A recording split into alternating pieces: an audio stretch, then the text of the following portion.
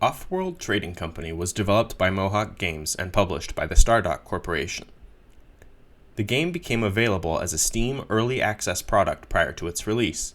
The full game was released on April 28, 2016. Offworld Trading Company is a real-time strategy and simulation game.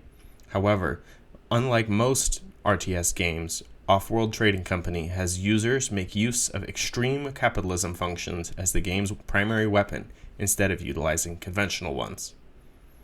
The game is based on Mars, where the primary focus is on resource collection and sales. Although the early portion of the game only provides access to the Martian economy, players can eventually access Earth's economy through the use of off-world resource shipments. The game has only one goal: total economic domination. Players are provided with offensive and defensive abilities that can be purchased on the black market, designed to provide the player with advantage and his competitor with disadvantages. Some abilities stop production in one building, and some affect a range. However, others provide resources to the player or a boost to the resource collection. Offworld Trading Company provides a single-player campaign, custom or skirmish games, and multiplayer games. The single and multiplayer games have some slightly different mechanics. We're here at the main menu where you can see the options for single and multiplayer. We're going to go with single player and just set up a basic skirmish game using the standard rule set. This is the same rule set you would experience in the campaign. However, as you'll notice, most settings are adjustable. The next component we'll be looking at is the loading screen, which provides a quick overview of the types of headquarters available for the game, as well as the black market abilities available for the game.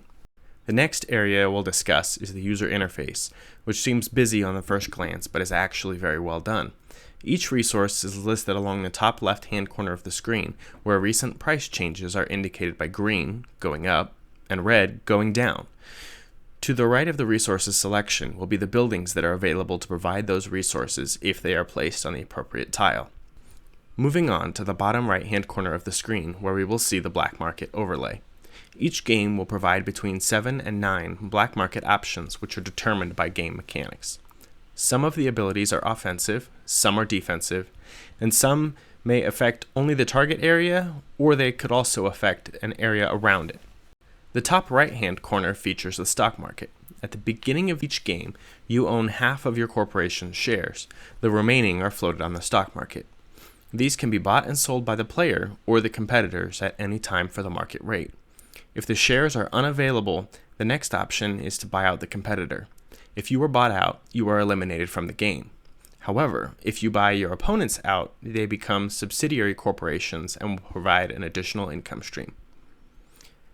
At the beginning of each round, you are faced with the decision of which headquarters you will choose to found. Each type has certain benefits, which are being scrolled across the screen now. The base game comes with 4 headquarters options, and the expansion provides 2 additional types. When the game begins, the first thing you will need to do is make use of the sensor tool to clear the fog of war and determine where resources are, as well as where you would like to place your base. You will also have to make a determination about the types of resources you will seek, keeping in mind that your initial goal is to level up your base as soon as possible. Throughout the game, you will have opportunities to take part in auctions for different items, tiles, or claims. When you successfully win a new tile, an option appears in the top left corner that, when clicked upon, will take you immediately to the location of your new tile. As you earn money in the game, you will want to begin trying to acquire your competitors in order to provide additional cash flow to your company. This also serves as the means of eliminating your opponents from the game. The Patent Office provides a number of unique opportunities that your company can develop, but keep in mind that each patent can only be researched once. The Optimization Lab increases your proficiency in collecting resources in exchange for chemicals, which can either be bought on the market or produced by the user. The ultimate goal is to buy out all of your opponents, and once you do, you'll get to see a flashy victory screen followed by a breakdown of statistics and comparisons. The first table breaks down the items that made you the most money, lost you the most money, your favorite sabotage, noting we didn't use any this round, and your favorite sabotage target, if applicable. The balance sheet provides an overview of all the statistics regarding your bottom line and divides them by activity. The production screen indicates your resource collection against your opponents. Keep in mind that you can also select each competitor to see their stats compared to yours. We also like to review the resource pricing chart that shows the cost of resources at each point in the game. You can also review the stock prices throughout the game as well.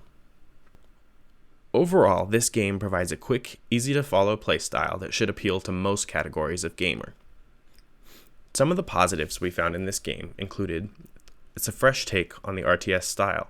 It's quick and easy to play, with most games lasting about 30 minutes.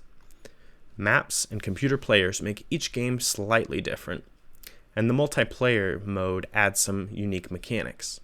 Finally, the black market adds additional depth to the game. Some of the negatives we found in the game included: some resources, like food, always seem to be in demand. You can also be bought out despite having total ownership of your company. The patent office provides huge incentives, and the game can get quickly out of hand if one player researches too many. However, our single biggest pet peeve is the inability to skip auctions, which seem to go on forever sometimes. Overall, we think this game should be a solid addition to your collection. The single and multiplayer modes are different enough that they should each provide hours of enjoyment. We rated this game as a solid 8 according to the review standards listed on our website. Ultimately, the cons in the game are easy to overcome, with the exclusion of the auctions. This game should appeal to a wide audience and give even the most picky players ample return on their investment. Thanks for watching. Remember to subscribe and check us out at gaminginformed.com.